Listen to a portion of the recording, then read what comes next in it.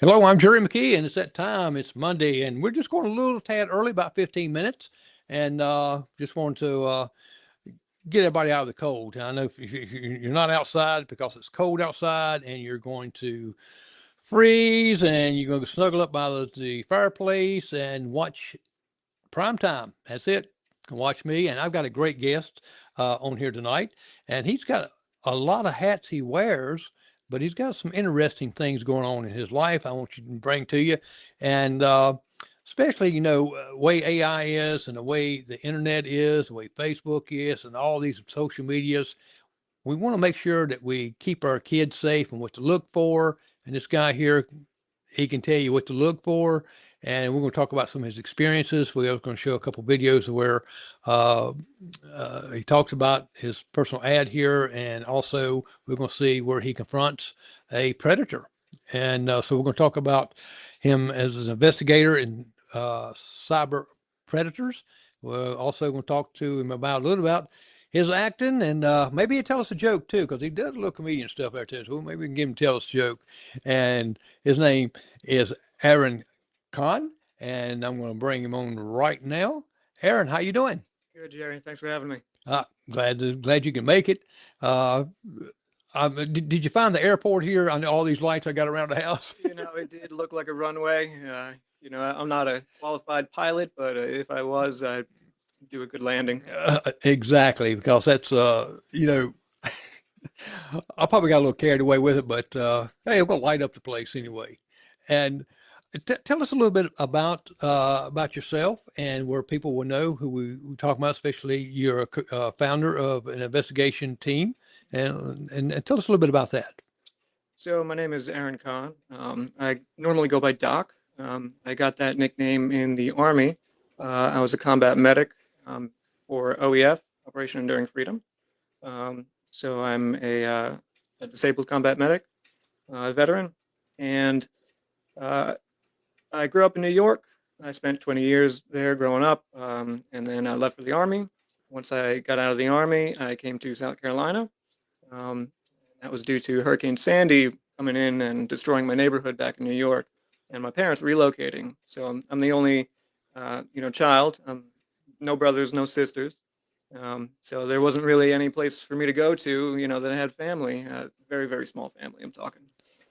So I relocated to South Carolina here in 2016 and opened up a family restaurant for a little while in Mauldin. It was Mauldin's Family Kitchen. And then I just started doing my own thing once the pandemic, hit and COVID pretty much put an end to the restaurant business. Um, and It shut down a lot of stuff, it definitely did. and restaurant business is very hard. It was. It was I very used to demanding. work in restaurants years ago and caterings and all that stuff. Oh yes, your life is tied up. Extremely demanding for 4 years, but we did it. We pulled through and we were successful. And now we just took a little step away from that, and I've branched out and been doing my own things. In 2022, I was looking to do some open source intelligence investigations. It's called OSINT for short, where we use um, open source, meaning like things that you could find um, on the internet plainly, like Mhm. Google search or what have you. There are a little bit other techniques that we use to do investigative techniques, but so I founded Operation Predator Shield, um, which was basically founded. Our mission was to eliminate the amount of active convicted sexual predators who had active Facebook profiles on the platform itself.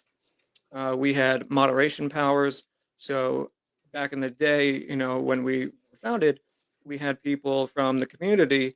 They would reach out to us and they would ask us, "Hey, this guy is on here. Can you help?" Or this guy is talking to a relative, or somebody that they shouldn't be. Can you help? And it would be our job to get them removed from the platform. And we had 100% successful removal rate of the people reported.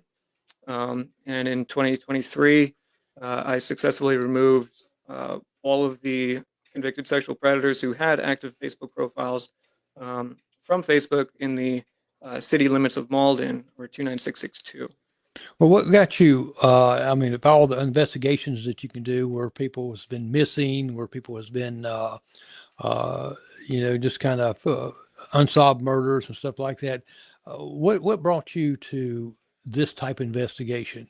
Well, these types of investigations, they don't really, the police departments and sheriff's departments, they don't really have a lot of, funding for this types of stuff. These investigations are very lengthy, and they just don't have all the resources that they need to complete these investigations. And a lot of, these tips, they go unanswered, or they just, don't have the resources to follow up with them. So we try to gather as much information as we can, and we would deliver it to the appropriate channels. Now, most people think sometimes that well, the only place that they find these predators is on the dark web. What's your thoughts on this right here? The dark web, even nowadays, the dark web is monitored. You can't even using a VPN. There's still ways to track these people and to track IP addresses, Hmm. um, even if it goes through different torrents or different nodes. I think they are called. But even using Tor, the Onion browser, as they call it, the dark web. I mean, it hosts various criminal networks, but nowadays it's a lot more um, under the eye of federal officials. They have a lot better grasp on it, and they're constantly shutting down websites that shouldn't be up there. But the predators and criminals committing, you know, some of the most heinous acts against communities and children are just right out in the open, on Facebook and social media platforms that they're blatantly out there. They have no place to hide, but they're not really hiding their criminal acts either. So, because they can kind of be, do you have an age group that's predators, or is it just is it just kind of wide open? Because I know sometimes you'll see, and we'll see a video in a little bit. Uh, that are they like people in the 30s or 50s, or I mean, what is the most that you've collected as far as if you got the data to see that range of age of a predator? There is no specific um, general age range, I would say. Predators come and in all shapes and forms, in all ages. Um, so anywhere according to the law here in South Carolina, and other places depending on their laws, it could be anywhere from 18 and above, speaking to a person who could be 12, 13, 14, 15, something like that. But the general there is no range, like a specific range. It's everyone and everywhere. They could be any age at all. And and that's very important for parents to monitor their children's activity, no matter what the age of their child is. And we know that sometimes that uh, parents kind of let them babysit or not monitor. Oh, they're 14, they're 15. Oh, they know better, and that's really it's a misconception, isn't it? Yeah, I mean, you know the teenagers and these young adults on these platforms, on these social messaging and media platforms, they don't maybe realize what grooming is, what it's like to actually be groomed by somebody else. It's forms of manipulation and psychological tactics that people use to get what they want. And they could, there's a lot of in the news right now, sextorting, where people would obtain a photograph, a sexually explicit photograph of a young individual, and then use it in a way to blackmail them into sending them more. And sometimes that results in the young individual, committing suicide, or it leads to other psychological bad things.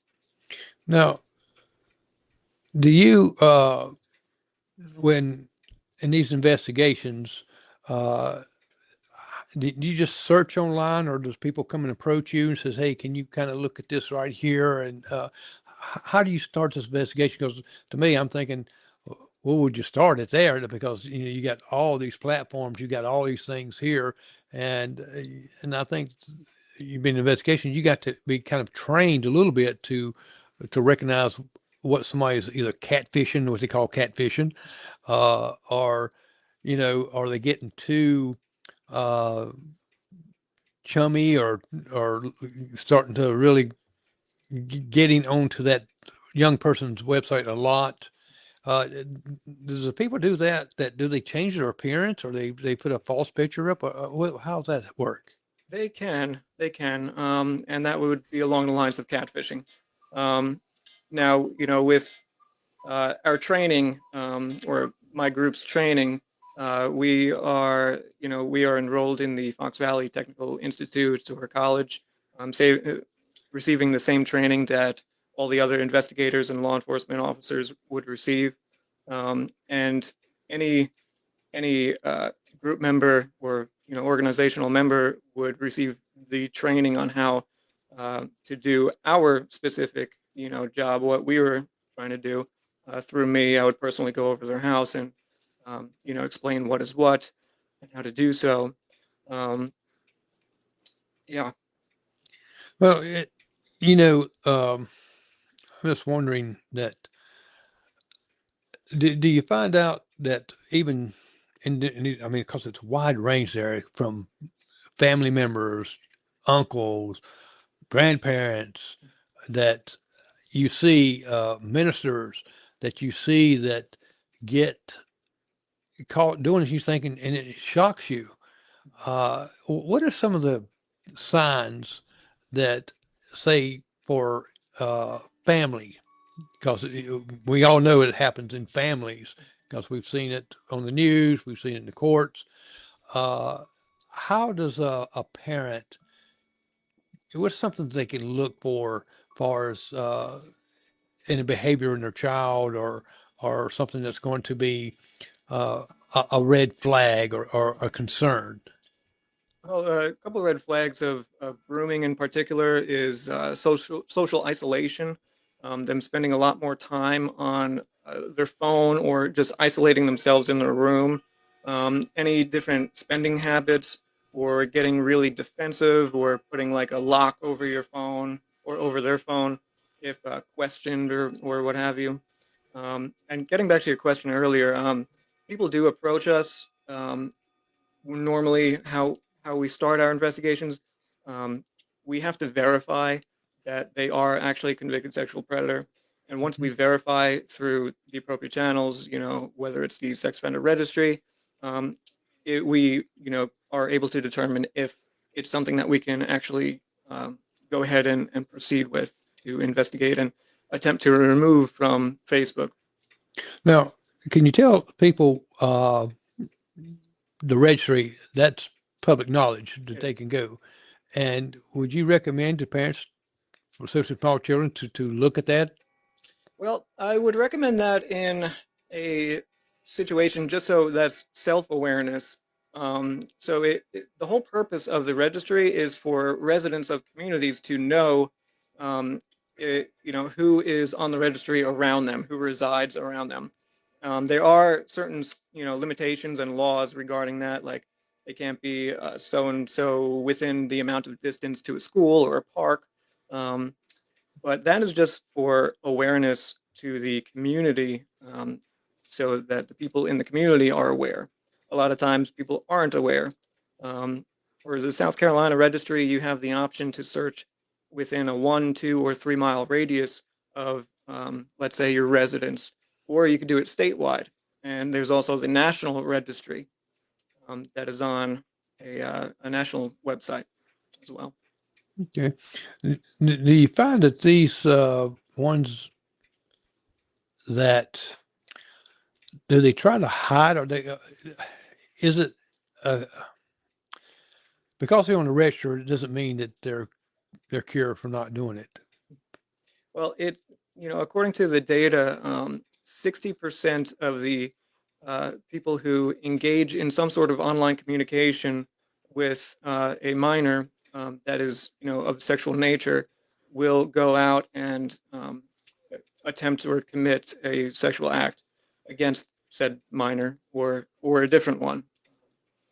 So, you know, knowing where these people are is just one step of the equation in order to, you know, of awareness, I would say. Now, does I know we all go shopping in stores, and do you think that even going with online and looking where actually probably where they live at or something like that, but being aware of maybe looking at the pictures because they got to have their pictures updated. They've got to register if they don't. 'Cause look how many times we've seen people get arrested for not registering, even if they go to another county or if they go and they got to go another state, they got to let that sheriff's department know. I'm assuming that's some of the rules there because that's what I've kind of heard. And the awareness in stores, because we get caught up in shopping and we get caught up looking this right here, and someone come, oh, what a nice child, or what this right here, a stranger, uh, and in small towns especially, everybody knows everybody, and they assume that you know that and are kin to that person and all. Uh, do they kind of prey on that end, especially on stores and things, or because apparently they cannot be near schools and things, of course, but Well, I mean, it's really prevalent everywhere. Small cities, small towns, bigger ones. One time I was driving down the road in Mauldin in South Carolina, and I noticed, and this is just from me looking at the registry, looking at all the faces on the registry and familiarizing myself with it. But I was driving down the road one day and I noticed that one of the people on the registry was walking back and forth in front of one of the middle schools. And they were, kids outside playing. I think school might have just got let off.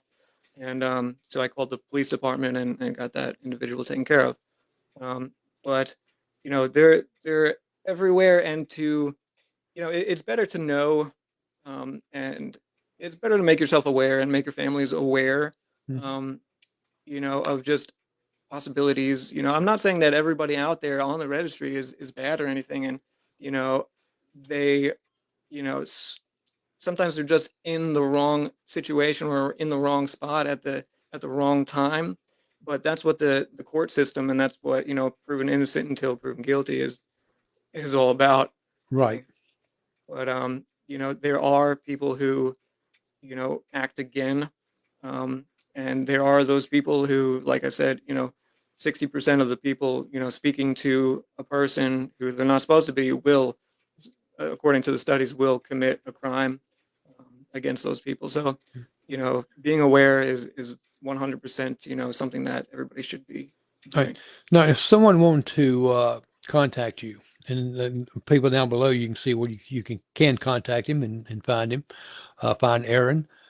Say to you ever thought about? I don't know if you may got one out there, a training video or training coming to a organization speaking to parents to talk to them about how the awareness of their children and talk to their children about predators because a lot of parents out there now, we've got new parents out there that's got young children and growing up that sometimes, especially in small towns, we trust. We want to trust. And do you have any classes or plan on in the future to be able to come in and say in a church and talk to some young mothers, talking and fathers, of course, too, uh, to really let them know what to look for, the certain things they can do, and because a lot don't, a lot of you got a lot of them that doesn't know some, even young folks about technical things.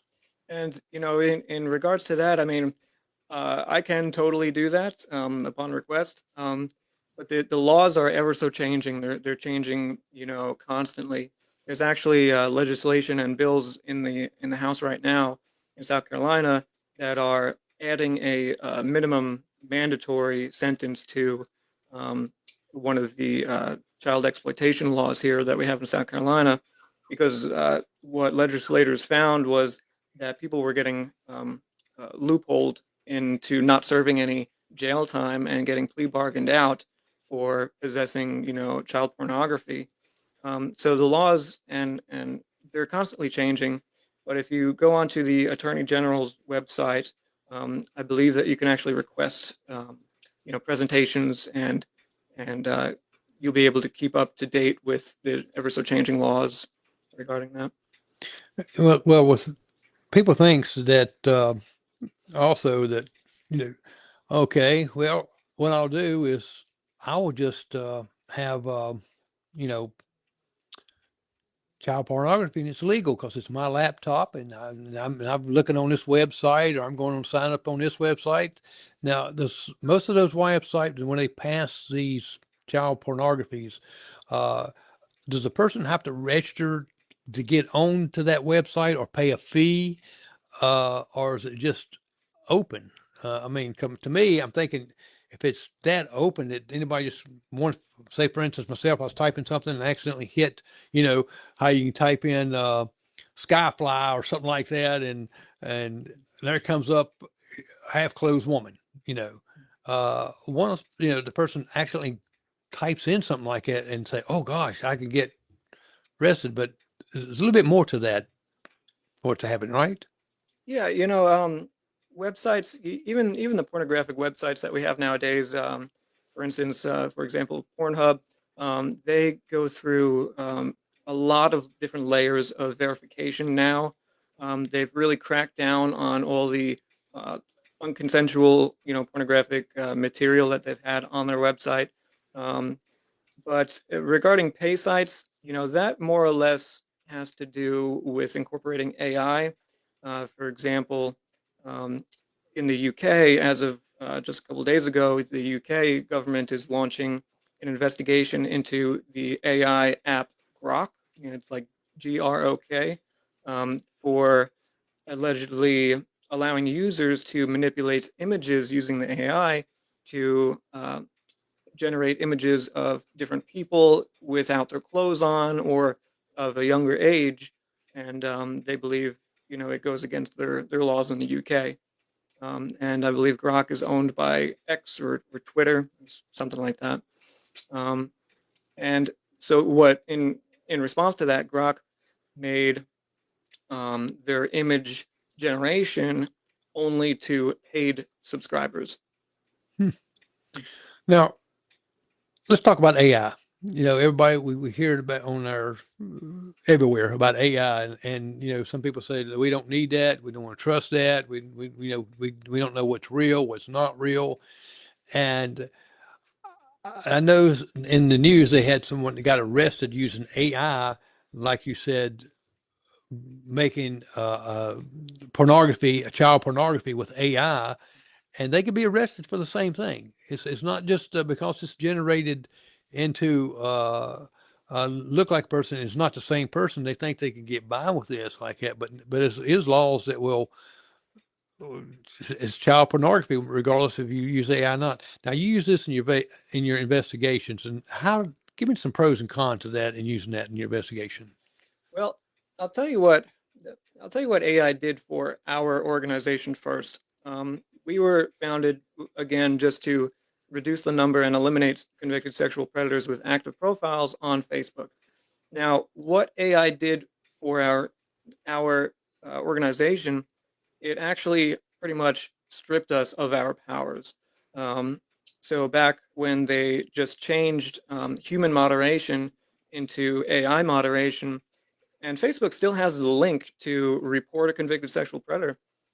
The problem is the link doesn't go anywhere. You can report someone 3, 4, 5 times. It doesn't matter because it's not going anywhere. It's going to a computer. It's going to AI, and the AI just doesn't do anything because it stripped us of our Facebook moderation powers.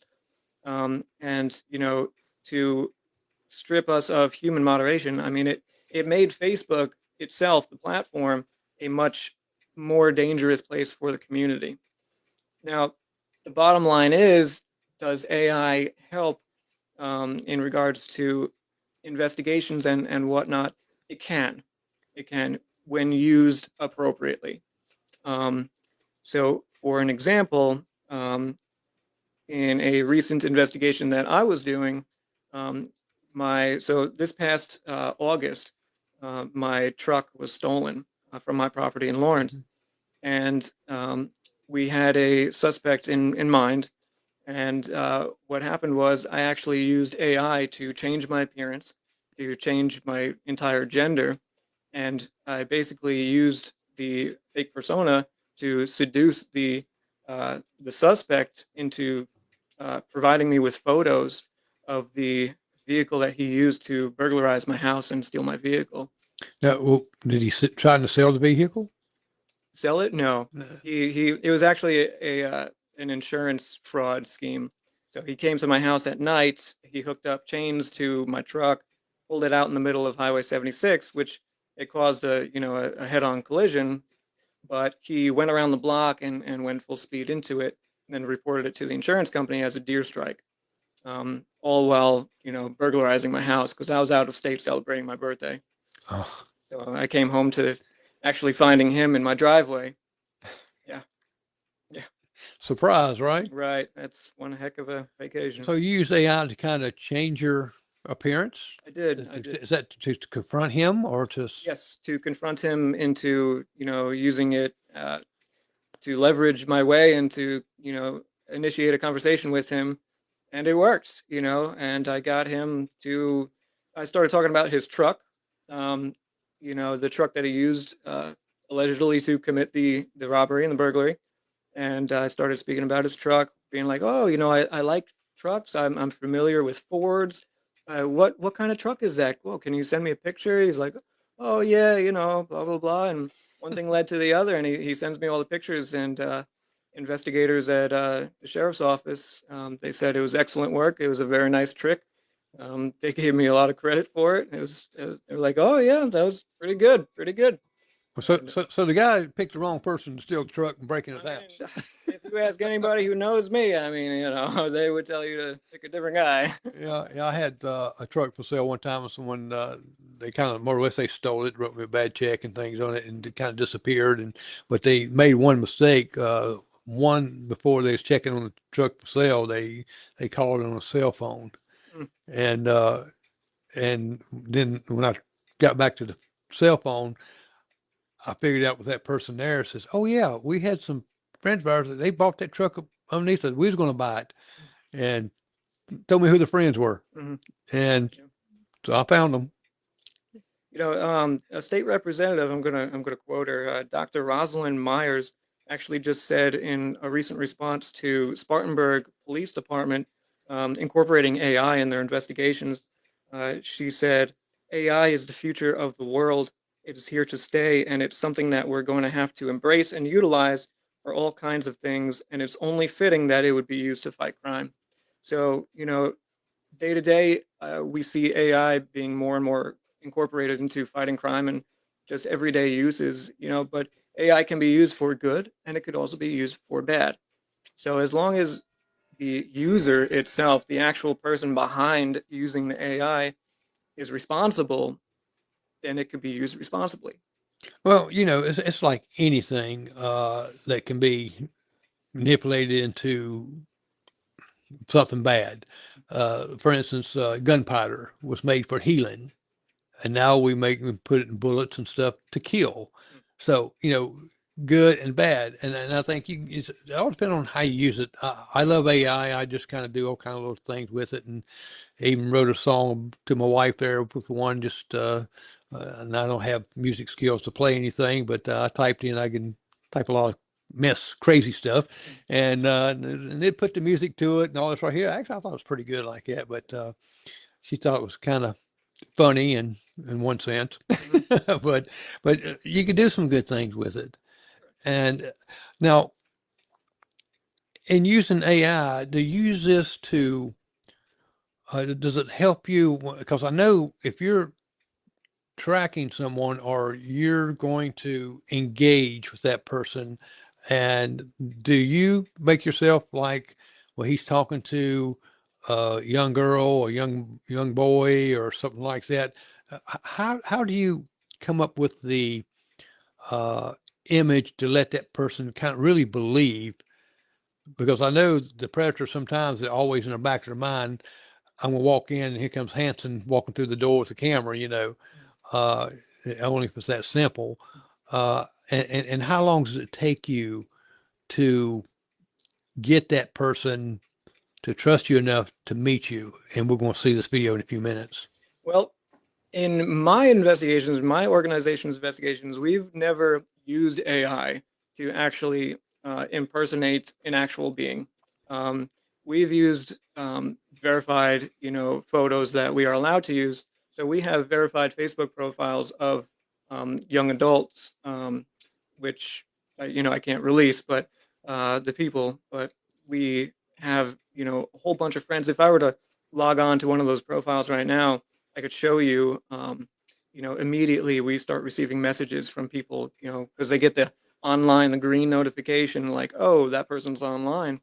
As soon as we log on, we have hundreds and hundreds of friend requests, and it's really a shame that in that aspect, like, there's not much that we can do anymore, at least. But we can just gather information and report it to the proper, authorities, if we can. But we've never, actually used AI. We could going forward now that AI is a little bit more, prevalent. But even still, with ChatGPT, if you were to go on ChatGPT and say, modify this image of this person, ChatGPT has now rules in place where it will prevent you from doing that. Right. So they put a lot more moderation into certain AI, bots. Well, I imagine that you're kind of restricted also that you just can't use a minor's picture, Right. To trap someone, I guess. Right. And how predator catcher groups, like Operation Predator Shield, a lot of states actually do not work with groups like ours. So, for example, South Carolina is really one of them. The only thing was that we had in my organization, we had a former detective, a former prosecutor, a corrections officer, 2 doctors, and together our team, had a lot of connections, and we were able to point in the people in the right directions and actually do something with our evidence. So we, saw some results, Right. and that was good. We worked with a lot of different, organizations and federal law enforcement agencies. I mean, even going to Canada, we've assisted with investigations, the FBI, a whole bunch of different things. Okay. Well, I want to play an ad that you have out there. It's a very good ad, and let people see that. And it just kind of, to me, it gives some wake up calls to parents a little bit. And You love your kids. If you had the opportunity to prevent something bad from happening to them, would you intervene? Of course you would. Not everyone online has good intentions. Predators use the internet to find and exploit vulnerable young people seeking to do harm.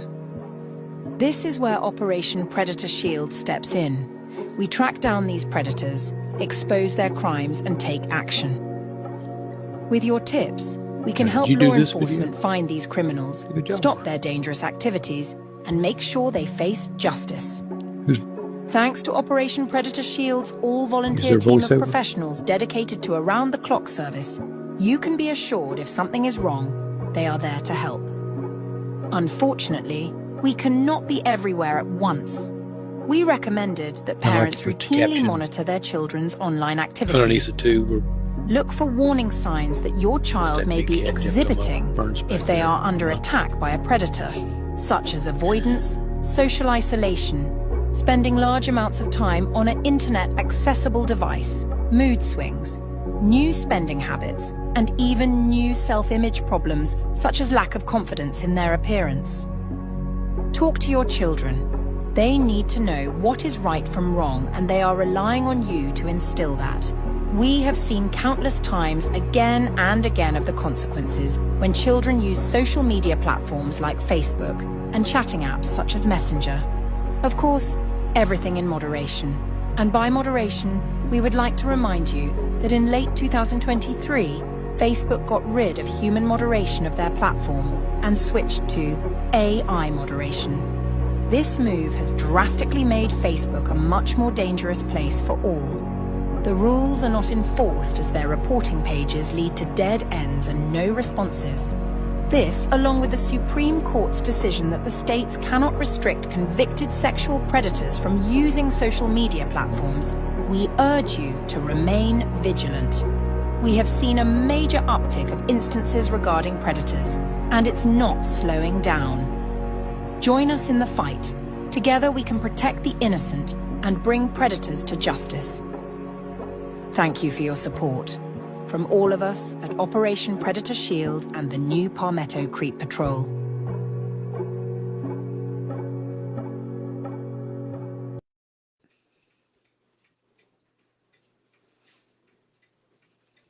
All right.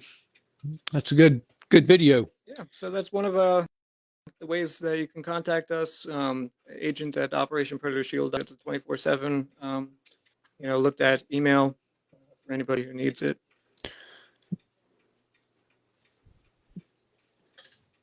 It's like, okay, I see who's looking at that. I just kind of looking at a chat room there. This next video, I want to talk to you about this character that we're going to see, and tell me how that your investigation you kind of built up and meeting this person, and then we'll show the video. So the person in the video that you're about to see, we were actually speaking with him over the course of probably about a year. And he was very careful as to not really break any laws per se. A lot of people, they are very hesitant to, ask for certain things. We decided that it was time to intervene when he agreed to a meetup of our decoy profile, which was an underage female, and the things that he wanted to do while meeting up with that person were just not kosher. And even he could say that a lot of people, when we actually confront them, a lot of people immediately say, oh, my Facebook was hacked. That's their number one excuse. That's the go-to, right? Number one excuse. They normally will block us and immediately and put on Facebook as their status like Facebook was hacked. Telltale sign. That's a go-to. But this one we confronted after our people just had enough, because we saw that he had the potential to inflict real damage on a real individual, and we decided to intervene. And these conversations, our chat logs, was an accumulation of chat logs that took place over the course of a year, that we were constantly talking to this person. Now, how long did it take you? Some people think, oh, you can do that in just a couple minutes or an hour or something. In your investigation, how long does it usually take you? For instance, this individual person, was you communication with him for days, or? It could be, a combination of anything, really. I mean, it could be, some people will reach out immediately with nude pictures, and they'll just send it to your inbox, or messages like, hey, you want to make some money. A lot of times we see that. So they're asking they leave an open-ended question and expect you to respond with like, oh, of course I would need money. Like, yeah, of course. What do you have in mind? And a lot of times it does take the gaining of trust, because this is a very time-consuming, activity. Right. that we're doing also. And a lot of these, investigations over time, that's how they happen. They happen over time. It takes a long time to actually, to reach a level or reach a point in the conversation where, okay, this is, where it's no, it breaks the law, or it's about to break the law. A lot of people are very hesitant into speaking with, a profile. But what we do is we immediately, as soon as the conversation initiates, we're like, hey, we state our age, our decoy's age. So that way it's known right there in the beginning. And if they continue the conversation in any way, shape, or form, it's somebody to look into. The immediate response to, hey, we're an underage profile, is to immediately block it. That is the Right. 100%, you're safe. But for anybody who continues the conversation, we're going to be looking at you. Now, this guy here, I guess your investigation, which you build up like that, you turn that over to the police to kind of, beware of this guy here. All right, let's take a look at this right here. I was impressed with this video.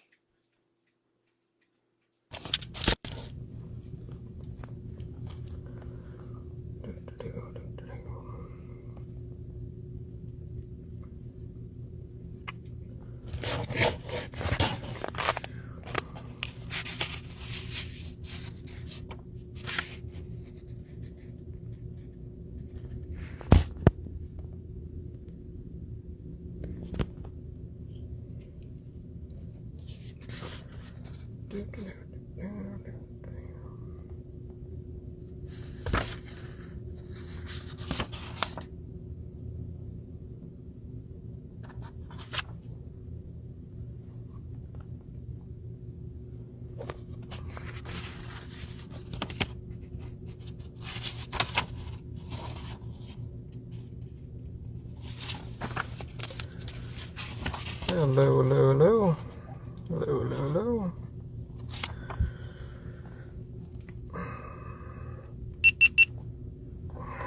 Make sure the body cam's on. Alrighty. Let's go find this guy. That actually kind of looks like him over there.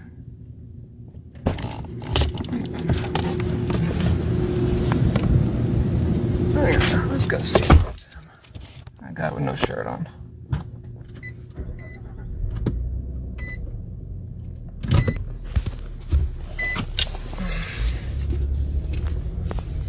Oh yeah, we coming for you, boy.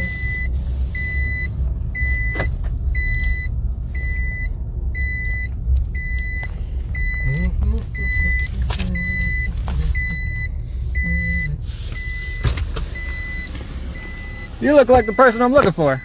Huh? You look like the person I'm looking for. You must be Eugene. Who are you?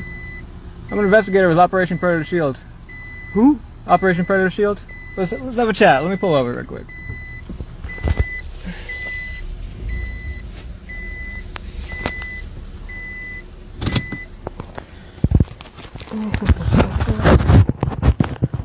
So, Mr. Eugene. Yeah, let's put the machete on the ground. Yeah. What did you think I was trying to pull it on you?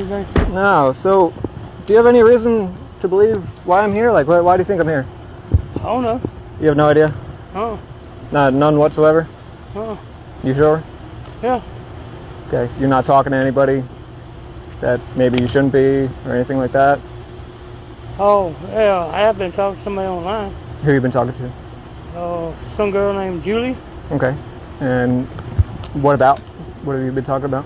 Oh, I've just been telling her that I've been having hard times, living in the woods, everything's going on. Mm-hmm. She started talking about, having a relationship, and I told her we can't have no relationship until she's of legal age. Mm-hmm. And she said that her sister had guardianship over her.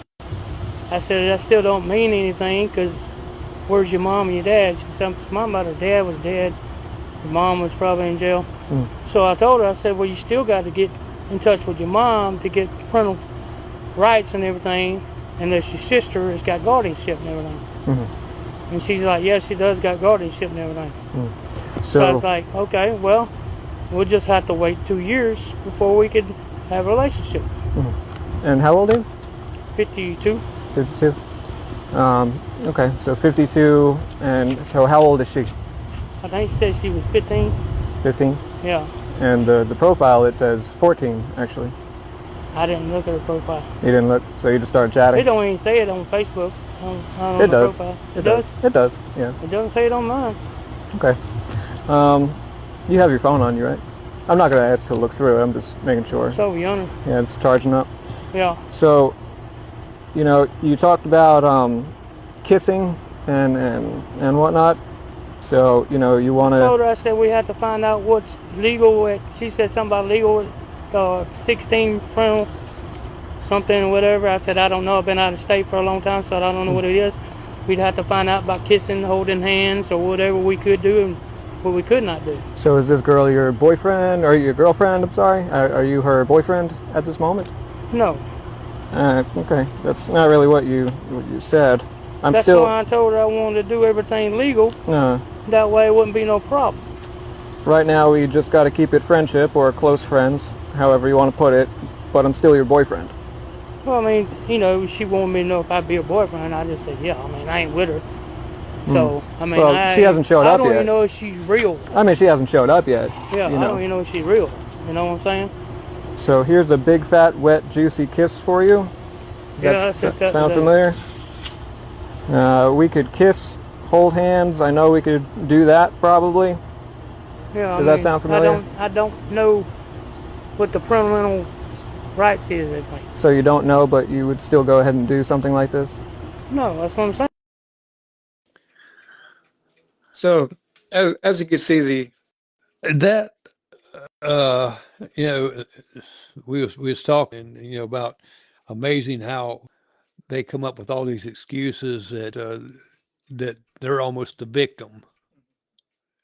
And this man was 52 years old, and he was talking to what, a 15-year-old? we can't really, Not- under the age, Right, legal. under legal age. And I just don't see what he had to offer as far as It's all part of that grooming technique that these predators use. Talking to a decoy or just a regular person who's underage. Giving them compliments. Throughout the day, checking up on their day. Seeing how their day went, or how'd school go, or what they do today, and that's all part of the grooming process. And they build a relationship and build trust with these victims, and that's how they get the victims to cooperate with them. And then once they're actually in person with the person, who knows what'll happen. Right. Well, it's to me, it's another key thing that the parents pay attention and communicate with your children, because if you're not communicating with them, they're gonna find someone that tell them how nice they look, give them compliments, and one if your kids come home and after several visits somewhere and they come home with some cash, quite a bit, that's a big red flag, isn't it? Yeah, sure is. And And we want to remind everybody, that we are not law enforcement. If you have an emergency or a situation that you deem is, worthy of an investigation that needs immediate assistance, or you have immediate concerns for you or your child's safety, to contact law enforcement. They have a lot more resources than we do. We just gather information and we turn over to law enforcement agencies. Whether they want to listen or not is up to them. right. Hopefully we like to provide as much, detail as possible. We go by penal code. I'm a criminal justice major. I studied this in college. So we abide by the law through our, open source investigations as much as possible, so we don't, screw up any potential investigations that could happen. But ever since AI took over, it's made it a little bit hard for us to do our, our mission. But we still receive some random like scam, investigations that Right. we've done. We do assist where we can. Okay. And folks, if you've seen the little ticker down below there, that's where you can contact Aaron at, and feel free to send him a message. And I'm sure he'll be answering back pretty quickly. And we're going to switch gears. We're going to look at some pictures and some other things that you do also. But of course, we'll look at these other ones here too. Let's switch over here and let's see. There we go. Now, who's the guy with you there? That was a police officer out here in Pendleton. And that's me in my vest, and I got my badge on there. Just working together and enjoying the day. Okay, I thought it was one of your team members. No. That was at a police department. Oh, was it? Oh, okay. Oh, good. I was just assisting with something. Now, this logo here, and this is the South Carolina Task Force, and this is internet crimes against children. You belong to this organization. So that is run by the Attorney General and their office. We were not officially a part of them, but we assisted with our investigations, and we, as a member of the National Crime Watch, National Sheriff's Association as well. We have people who are trained in that. Like I said, our former prosecutor, our former detective. So we had members who were a part of that and still had connections. So we were affiliated just in an unofficial capacity. Okay. But we would still, transmit all of our information over to them and the national reporting websites as well. Okay.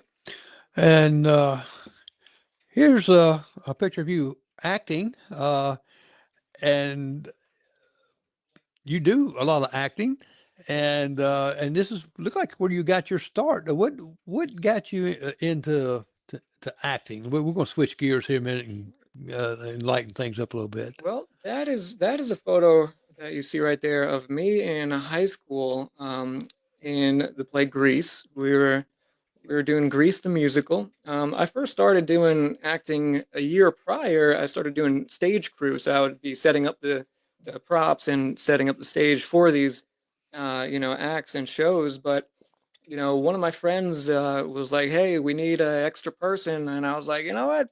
Yeah, why not? Let me give it a shot."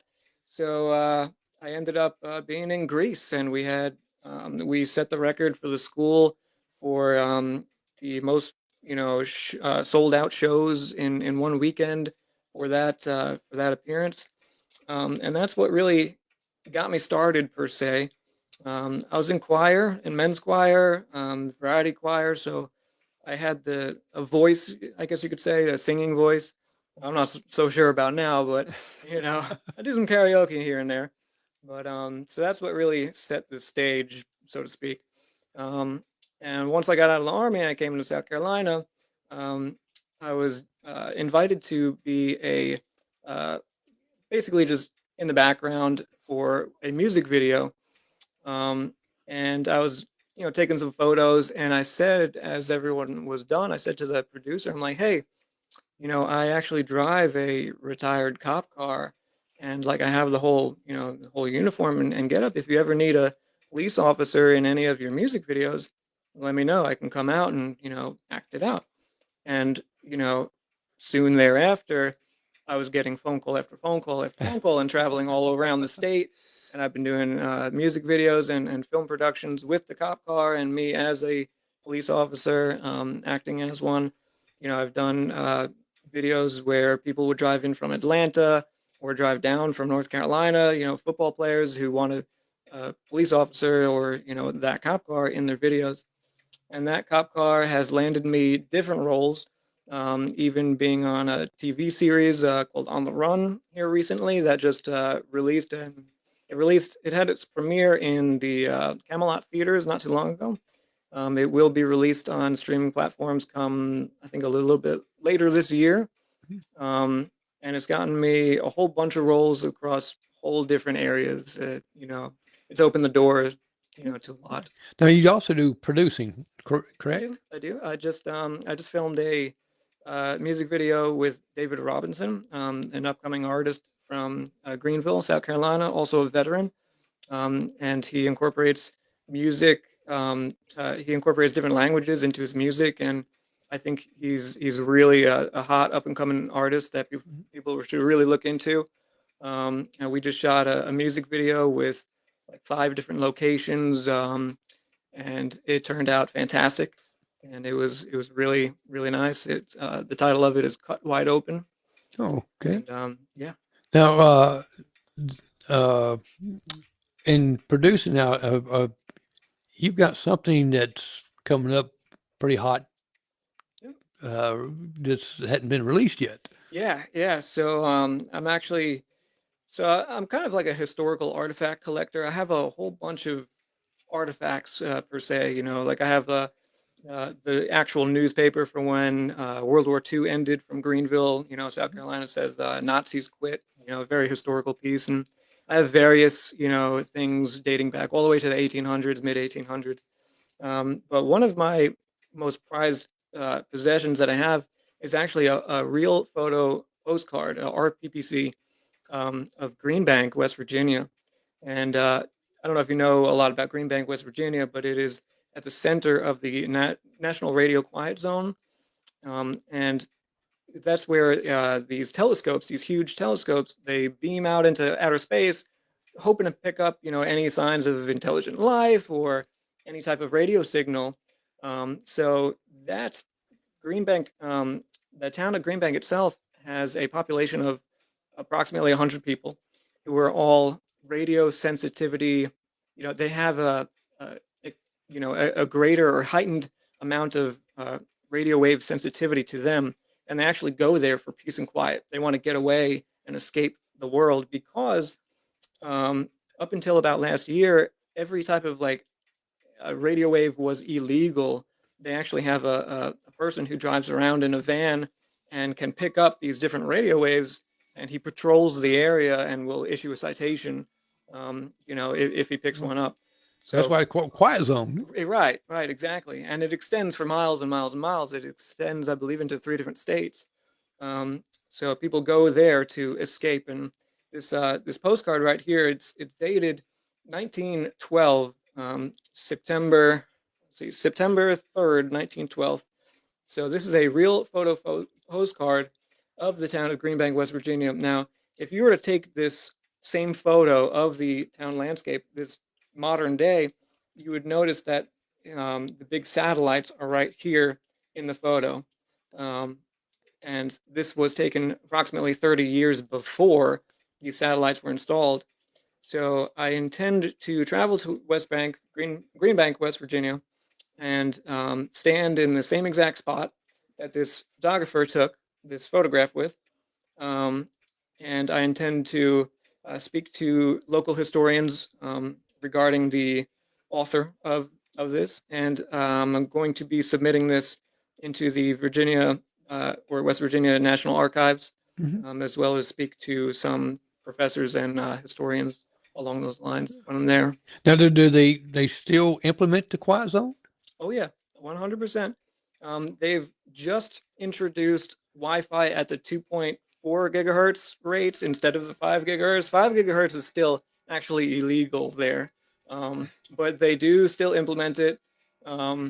So, you know, growing up there, it's like growing up in, I don't know, I guess just no communications. Imagine growing up without, you know, a microwave or a cell phone, but it's illegal to use it. Now, some of you can relate growing up without a cell phone. Oh yes. Don't take it personally, but oh no. I grew up in the age where we barely had a TV. We did have black and white now. Well, these guys, I mean, up until last year, it was pretty much illegal. And there's a lot of documentaries and a lot of history on it. But what makes this photograph and postcard unique is that this was taken 30 years before that was implemented, where it became a national radio quiet zone. And historically, this is This has been authenticated by my guys at mailseum.com. So it is authenticated as real, and valued at one of the top 30 postcards of all time most valuable. So this is the first time I'm talking about it publicly, until I go ahead and release that. Yeah. So Well, looking forward to it's gonna be great seeing the difference between then and now. Right, right, And so, folks, if you got children, don't move there. They go unless you want the quietness. right. It's pretty, from what I've seen, pretty quiet. Oh wow, you have to keep abreast of that. That's for sure. And that goes back to you're a photographer also, Mhm.